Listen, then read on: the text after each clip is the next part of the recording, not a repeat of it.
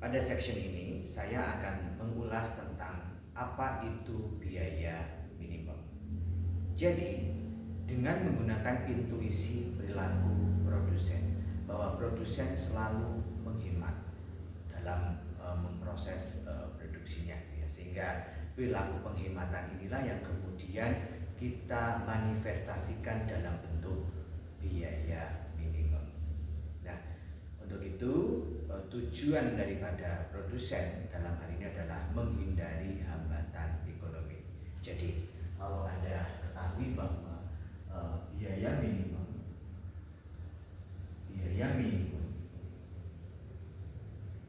semestinya dilakukan oleh produsen dalam rangka sustainable business, ya, proses bisnisnya berkelanjutan, gitu ya. Oke.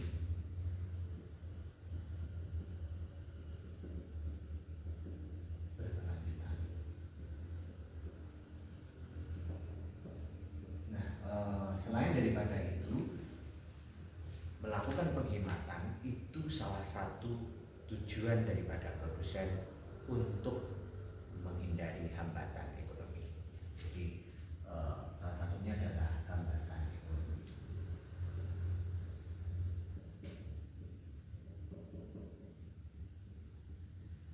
Nah, hambatan ekonomi kalau Anda pelajari nanti di dalam ekonomi mikro, salah satunya adalah bagaimana produsen itu mendapatkan pembiayaan, apakah dari dirinya sendiri atau entitas bisnis atau seseorang yang ingin menanamkan modal dan seterusnya. Sehingga tugas manajer dalam hal ini harus memiliki watak wirausaha, sehingga siapa yang berperan dalam proses ini tidak lain adalah mereka manajer yang memiliki watak wirausaha, sehingga watak dia akan mendapatkan imbalan berupa laba, ya. Jadi ini dimanifestasikan oleh entrepreneur yang tidak lain dipegang oleh manajer, ya, dan imbalannya kemudian berupa laba, ya. Sehingga materi ini nanti juga akan berkaitan dengan laba, ya. Nah, baik teman-teman, secara umum di ekonomi mikro kita sudah membahas tentang ini, tetapi dalam konteks penyederhanaan bahasa kita harus menguasai apa itu biaya minimum. Baik, jadi pertama saya memiliki komponen biaya. Jadi kalau saya punya total cost di sini sebetulnya adalah total pengeluaran dari input capital ditambah dengan total pengeluaran input labor. Berarti saya di sini akan punya RK ditambah BL seperti ini. Apa itu RK? RK adalah biaya atau harga daripada capital. Ya, ini adalah harga capital, harga kapital. Ya, dan di sini adalah harga tenaga kerja. Nah, pada prosesnya kita akan mengasumsikan bahwa capital itu konstan dalam jangka pendek. Oke, jadi dalam jangka pendek capital itu bersifat konstan. Nah, untuk itu teman-teman, kita akan menggunakan asumsi bahwa ini nanti akan berkembang menjadi fixed cost dan variable cost. Karena bersifat konstan, maka PC akan berubah menjadi fixed cost ditambah variable cost. Ya. Jadi fixed cost dan variable cost itu kemudian kita sederhanakan sedemikian rupa sehingga Anda di level pengantar teori ekonomi mikro akan membahasnya di sini. Tapi nanti Anda sudah di teori ekonomi mikro 1, maka Anda akan membahasnya di level ini. Oke? Nah, baik. Jadi yang di sini adalah fixed cost, ya, tetap, yang kemudian sifatnya itu tidak berubah, ya, dalam jangka waktu pendek, ya, tidak berubah, tetapi dalam jangka panjang dia akan ditambahkan, gitu, ya. Oke. Nah, sementara biaya variabel itu berarti merujuk kepada biaya pengeluaran rutin yang dilakukan oleh masing-masing firm. Nah, Anda masih ingat konsep ini, kemudian Nah, bagaimana sekarang jika saya membaginya dengan Q? Jadi sekarang saya punya TC per Q, Q-nya Q kecil karena ini merepresentasikan firm, dan FC saya bagi dengan Q, VC juga saya bagi dengan Q di ruas yang sama. Maka nilai ini akan berubah menjadi average cost sama dengan average fixed cost, ya, fixed cost dan average variable cost seperti ini. Oke, kita masih ingat konsep-konsep ini. Nah, konsep average cost itu merupakan biaya rata-rata yang sifatnya turun pada level pertama, kemudian ada sampai ke titik yang minimum atau titik yang paling efisien, kemudian dia mengalami kenaikan karena pembengkakan. Jadi intuisinya dimulai dari seperti ini. Kalau Anda ingat di PE Mikro PPE, ya, jadi saya akan punya average cost, ya kan? Average cost di sini adalah C bar. Jadi kalau saya sebut C bar itu tidak lain adalah ini ya. C bar adalah average cost atau biaya rata-rata. Ya, Anda masih ingat notasi seperti ini, tidak lain adalah notasi rata-rata. Ini kan notasi rata-rata. Ya, ya. Saya kembali ke sini. Jadi ini yang diproduksi adalah sebesar Q. Nah, sekarang pada saat seseorang pertama kali berinvestasi di sektor produksi, maka dia mungkin akan mengalami pembengkakan biaya. Artinya biaya cukup untuk memproduksi sebanyak barang tertentu. Ya. Dan saya punya di titik ini, kemudian titik A. Ya. Kemudian pada saat yang bersamaan, karena kita tidak melakukan penambahan fixed cost, ya, artinya fixed costnya tetap, maka pada saat kita menambah labor, asumsi kita adalah barang yang kita produksi semakin banyak. Jadi rata-rata dari biaya kita makin turun karena kita tidak melakukan penambahan biaya fix, biaya tetap, ya, sehingga kemudian akan turun ke level sini. Nah, proses penurunan inilah yang kemudian kita sebut sebagai economic of scale, ya kan? Artinya skala ekonomi muncul karena produsen bisa menghasilkan banyak input dengan biaya yang relatif murah. Artinya terjadi penurunan biaya rata-rata dari yang di titik A menjadi titik B seperti ini. Lihat teman-teman, lihat. Kemudian pada saat yang bersamaan tiba-tiba sampai ke titik C masih rendah, misalnya CC, bar. Dan ini menghasilkan input sebesar Q B, misalnya ini sebesar Q A dan sebesar Q C, ya, kira-kira. Nah, pada titik tertentu dia juga akan mencapai nilai yang paling rendah sekalipun karena semua input bekerja dengan maksimal, tapi biaya tidak mengalami penambahan, gitu ya. Nah, tetapi pada masa yang bersamaan pula itu kemudian yang terjadi justru biaya mengalami pembengkakan. Nah, kenapa itu terjadi? Ya, sebetulnya karena terjadinya inefisiensi dari sisi birokrasi yang juga disebabkan oleh law of diminishing marginal product dalam konteks itu, kan? Sehingga kita juga menghadapi seperti ini. Input yang ditambahkan justru tidak menghasilkan output yang setimpal penambahannya, ya. Jadi sekarang kita punya titik B dan titik E seperti ini, dan kemudian naik hingga ke titik tertentu meningkat menjadi seperti ini. Nah, nah inilah kurva yang kita sebut sebagai kurva average cost. Nah, fenomena penurunan average cost ini, teman-teman, sebetulnya dari A ke D ini kita sebut sebagai economic of scale. Nah, area ini juga disebut sebagai increasing return to scale. Area itu. Sementara selebihnya, nah area ini itu karena konstan, itu adalah konstan return to scale. Nah, disebut konstan karena dia nilainya akan sama dengan biaya marginal. Yang kita yang biaya marginal dipotong dari sini, marginal cost seperti ini. Nah, pada saat biaya marginal memotong nilai terendah atau minimum daripada AC, itulah yang kemudian kita sebut sebagai minimum efficiency scale atau MES. Ya, minimum efficiency scale. Ya. Nah, pada saat minimum efficiency scale itu perusahaan dalam kondisi shuttle. Artinya perusahaan yang bisa mempertahankan posisi ini, dia akan mendapatkan efisiensi ekonomi, efisien produktif itu sendiri. Nah, baik, jadi secara kurvatur kita bisa bayangkan bahwa MC akan berpotongan dengan AC. Nah, sekarang bagaimana secara matematika itu dibuktikan? Baik, mari kita lanjutkan dulu teman-teman.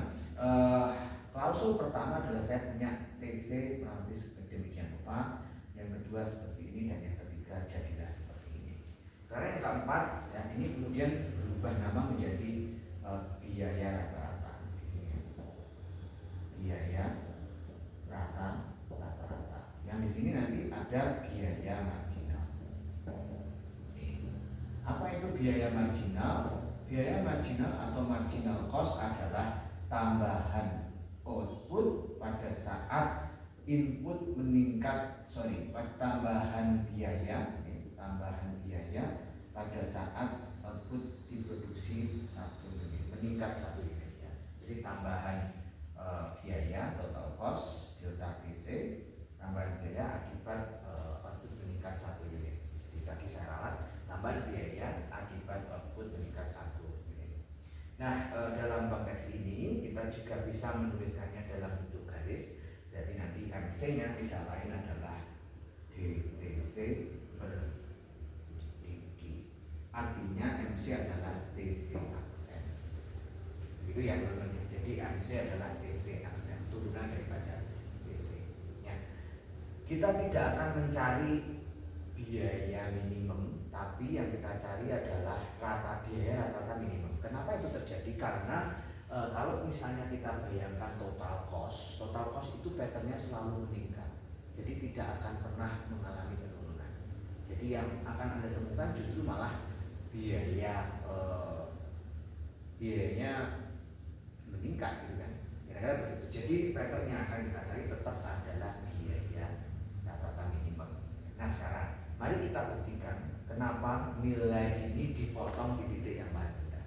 Bisa nggak Anda membuktikan secara matematik gitu ya? Oke. Nah, secara intuisi tadi penghitungannya adalah AC adalah TC per G, ya kan, dan MC adalah turunan daripada TC itu sendiri. Nah, selanjutnya saya ingin membuktikan kepada Anda bagaimana MC dan AC itu kemudian berpotongan di satu titik. Oke, baik. Jadi saya hapus dulu ini teman-teman. Semoga Anda tidak terganggu karena kebetulan saya ada di Fakultas Ekonomika dan Bisnis Universitas Diponegoro, ada di ruang EC 407 pada malam hari ini. Oke, nah bukti ya kan, bukti bahwa MC sama dengan AC. Nah, konsep inilah yang kemudian disebut sebagai output rate, ya kan? Output rate perusahaan dikatakan baik atau efisien secara produktif, ya. Nah, ini juga disebut sebagai efisien secara produktif bila P-nya akan sama dengan AC, gitu ya. Nah, P sama dengan AC dalam pasar persaingan sempurna merujuk pada normal profit, gitu ya. Nah, kita mengasumsikan P harus sama dengan MC, gitu ya nanti ya. Nah, tapi kita tidak akan membahas ininya, tapi kita akan fokus pembahasan kepada matematikanya seperti apa. Baik, oke teman-teman, kita akan ingat lagi bahwa sifat daripada AC tadi itu adalah AC tidak lain adalah TC per G. Nah, supaya kita bisa mengingat TC itu fungsi apa, maka kita beri di sini TC adalah fungsi G seperti ini. Oke. Jadi di sini kita punya sama dengan TC fungsi G, dan V-nya kita punya G. Ya. Berarti kita bisa menyusun AC-nya nanti menjadi AC adalah U per V. Sehingga AC aksen tidak lain adalah U aksen V min V aksen U per V kuadrat, seperti ini. Oke. Nah, kita bisa turunkan dulu yang ini.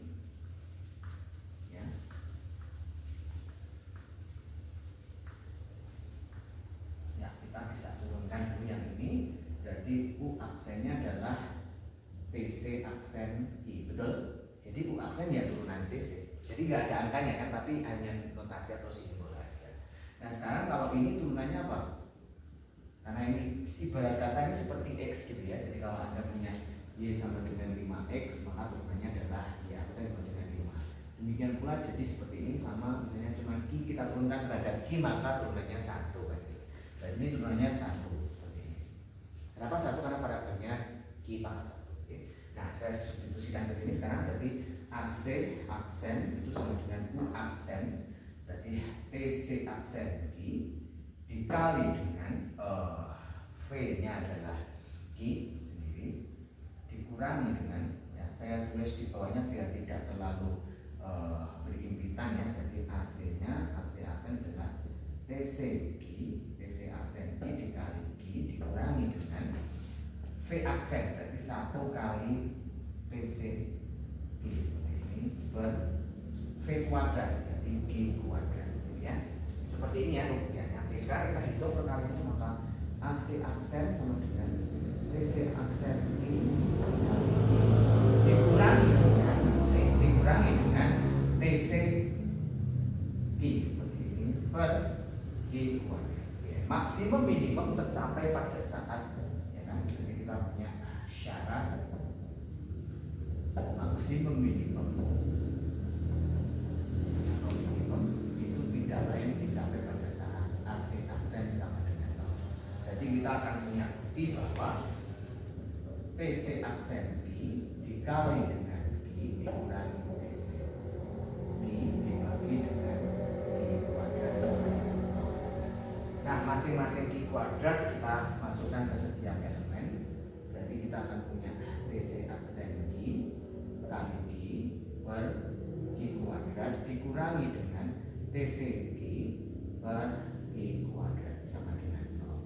Coret-coret, berarti kita punya TC aksen Q per Q dan TC Q per Q kuadrat sama dengan 0. Kita pindah ruaskan ke sini, maka tidak lain adalah TC aksen Q per Q sama dengan TC Q per Q kuadrat. Coret-coret kita punya Q sisa 1 di sini. Kita lanjutkan di sini. Berarti saya punya TC aksen Q sama dengan TC Q per Q. Anda ingat TC aksen tidak lain adalah marginal cost gitu ya tadi. Sementara yang di sini adalah average cost. Jadi terbukti bahwa MC akan memotong AC di nilai yang paling minimum. Itu yang pertama ya. Jadi untuk soal tentang biaya minimum. Nah, baik, saya akan menggunakan contoh soal yang saya sediakan di bulan. Jadi setelah Anda mendapatkan informasi ini, sebetulnya simulan apa yang Anda dapatkan? Jadi tadi kalau misalnya yang digambar saya tadi pada saat MC-nya kurang dari AC, ya. Jika MC-nya kurang dari AC, maka di sini terjadi AC menurun. AC menurun itu adalah economic of scale. Sementara MC lebih dari AC, berarti AC-nya meningkat. Nah, kalau AC meningkat berarti diseconomic of scale. Ya. Itu ya teman-teman ya. Diseconomic of scale itu ciri-cirinya orangnya banyak input tapi tidak bisa menghasilkan output yang cukup banyak. Misalnya jumlah kementerian yang terlalu banyak, jumlah direksi yang terlalu banyak sehingga pembengkakan terjadi. Itu misalnya contoh-contoh kalau misalnya kita hadapkan pada situasi yang lebih realistik ya. Oke, berikutnya yang berikutnya kita ada contoh soal misalnya a manufacturing total cost functions is given by C is equal to Q square over O plus 3Q plus 400. Jadi saya punya soal berikutnya, ini saya hapus dulu ya. Ini saya punya soal seperti itu.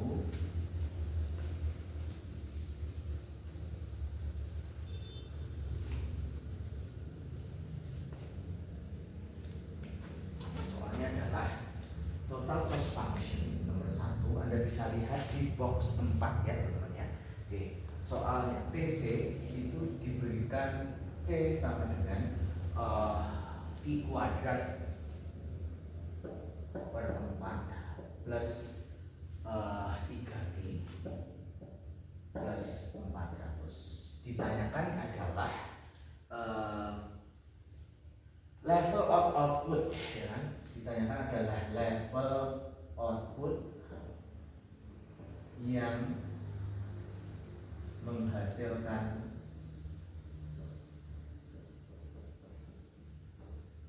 AC minimum. Nah, AC minimum berarti biaya rata minimum, gitu ya. Oke, nah berarti kita jawab dulu untuk soal ini. Oke. Pertama kita tentukan dulu turunan daripada AC-nya, ya. Turunan daripada fungsi AC-nya, ya kan? Bukan turunan yang diturunkan, tapi maksudnya kita menentukan AC, maksudnya begitu ya. Oke, jadi kita yang pertama tentukan AC-nya, tidak lain adalah J bar. Ini jawaban. Oke, jadi kita tentukan AC-nya, berarti AC tidak lain adalah Q kuadrat per 4 plus 3Q plus 400 dibagi dengan Q, kan gitu ya. Oke, berarti kita hitung dulu AC-nya, J bar-nya, ya. Supaya kalian nggak bingung, saya tetap tulis AC aja dulu. Ini bagi ini berarti Q per 4, gitu ya. Plus ini bagi ini 3 aja, plus ini bagi ini 400 per Q. Seperti ini ya teman-teman ya. Oke, yang pertama kita tentukan AC. Yang kedua berarti tentukan AC aksen, ya, AC aksennya. Berarti dAC per dQ. Berarti turunkan ya, AC aksen sama dengan turunannya ini berapa? 1/4. Turunannya ini berapa? 0. Nah, turunannya dari ini berapa? Ingat lagi bahwa jika saya punya Fx sama dengan 1/x, maka F aksen ini adalah min 1/x kuadrat. Oke, dari turunan ini otomatis min 400 per Q kuadrat, ya. Berarti AC aksennya adalah 1/4 min 400 per Q kuadrat. Gitu ya teman-teman ya.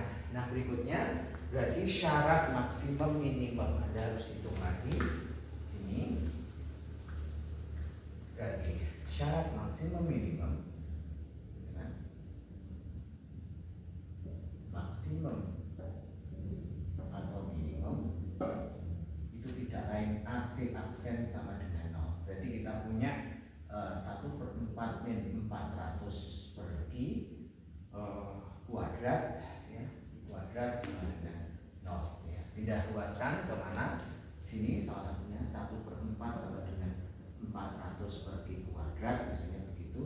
Anda putar balik, misalnya pindah ke sini, terus ini ke sana, berarti 400 kali 4, gitu ya. Berarti Q kuadrat sama dengan 1600. Nah, nggak bisa langsung diakar karena kita harus memfaktorkan dulu. Berarti faktornya berapa? Saya letakkan di sini. Berarti faktornya adalah Q kuadrat min 1600 sama dengan 0. 1600 pindah luaskan dulu ya teman-teman. Oke, terus kemudian kita punya Q min 40 dan Q plus 40. Faktor dari ini, Anda ingat, jika punya X kuadrat min 9 sama dengan 0, maka X min 3, X plus 3 sama dengan 0. Seperti ini ya. Berarti saya punya Q sama dengan 40 atau Q sama dengan min 40. Nah ini tidak memenuhi. Nah itu seperti itu ya. Berarti yang menyebabkan biaya minimum ini.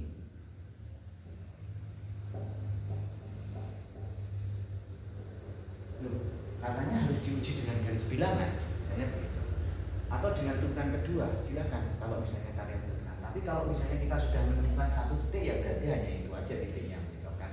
Ya, gitu. Oke, berarti kita punya langkah keempat, berarti substitusi Q sama dengan 40 ke AC.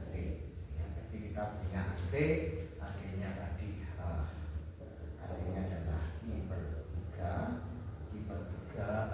4 ditambah 3 ditambah 400 per Q. Nanti kita punya AC, substitusikan 40 sama dengan 40 per 4 ditambah 3 ditambah 400 per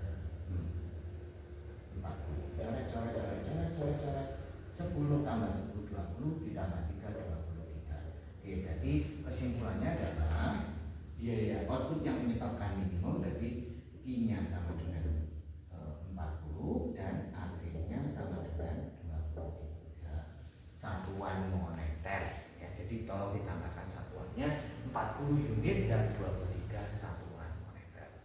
Ya, kira-kira itu teman-teman untuk biaya minimum. Ya, selanjutnya adalah terkait dengan apa itu biaya minimum zakat shutdown point. Oke, jadi saya hapus yang di sebelah sini aja. Saya akan lanjutkan sebelah sini. Shutdown point decision.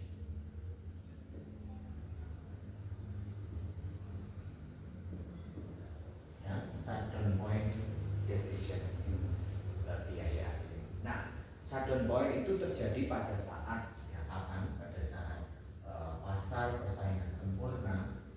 Ya, saya punya firm representatif.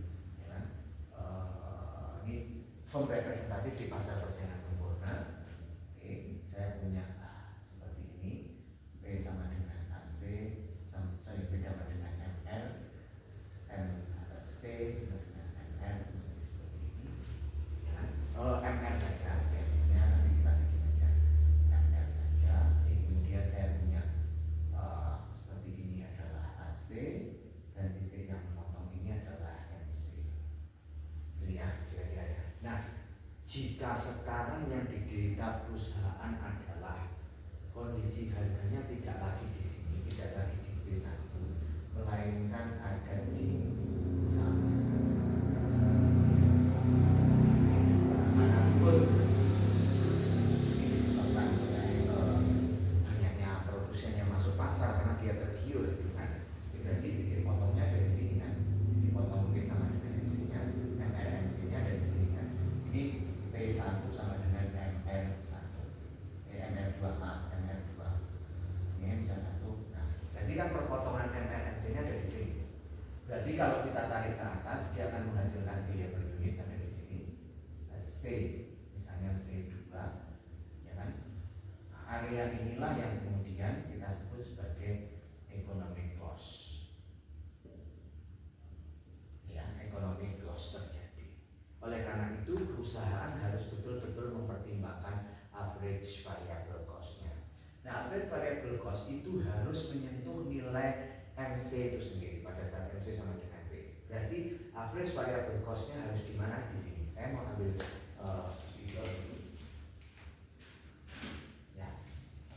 Jadi di sini kita harus punya average variable cost supaya memotong titik ini supaya apa? Supaya kita bisa mengcover biaya-biaya tenaga kerja. Karena average variable cost itu tidak adalah biaya yang harus kita jalankan atau biaya yang tidak bisa dihindari. Artinya perusahaan harus tetap bayar. Nah, oke, berarti titik ini. Shutdown point terjadi pada saat P kurang dari AC yang pertama, sehingga perusahaan harus terpaksa untuk menggunakan seluruh income-nya dia untuk mengcover biaya variabel rata-rata.